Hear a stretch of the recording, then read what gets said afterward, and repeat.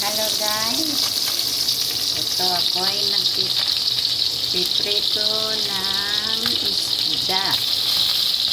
Yan, ulam namin,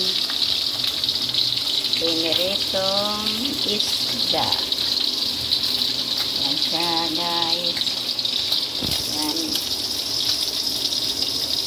maagang namalingki ng aking anak, kaya pritong isda. Pritong isda, ulam namin mamaya. Yan. Pero mayroon din kami ilalotong gulay.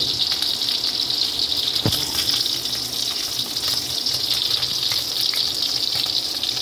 Medyo tosta daw gusto ng aking mga anak.